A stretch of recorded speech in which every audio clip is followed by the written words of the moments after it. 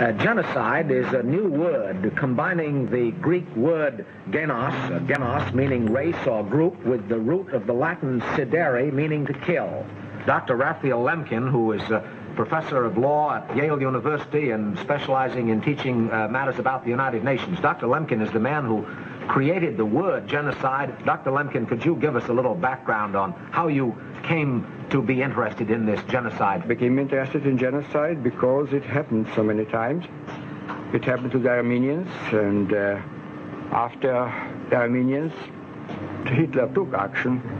Lemkin became the leading force behind the drafting and adoption of the International Convention on the Prevention and Punishment of the Crime of Genocide, adopted unanimously by the United Nations General Assembly in Paris on December 9, 1948. I would urge, and I think that's the spirit, the unanimous view of the Assembly, that this convention be signed by all states, ratified by all parliaments at the earliest date, in order that basic human rights be given the protection of international law for the sake of progress, social and international peace.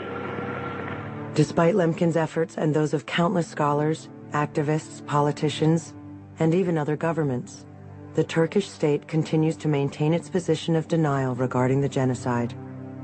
In recent years, however, an increasing number of Turkish intellectuals have broken with the state line and spoken out on the genocide. It has often been at their own risk. I was speaking out of a feeling of utter disgust at all the hypocrisy surrounding this question.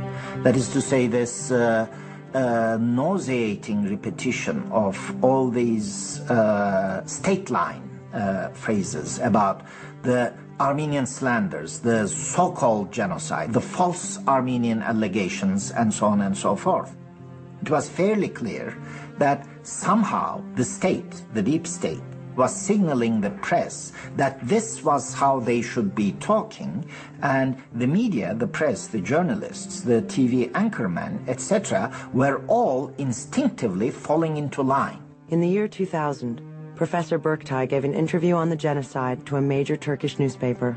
It was as if I was yelling very loudly, "The emperor has no clothes." And they started yelling, "Traitor.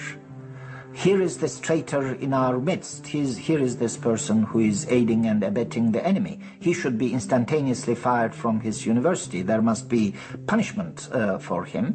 Not only did they organize hate mail and obscenity mail and death threat campaigns, I became this rare animal, a Turkish historian inside Turkey that has spoken up.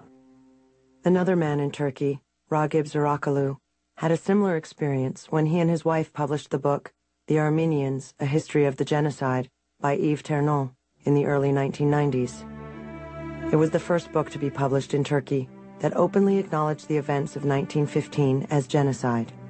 We decided to publish books about Armenian genocide.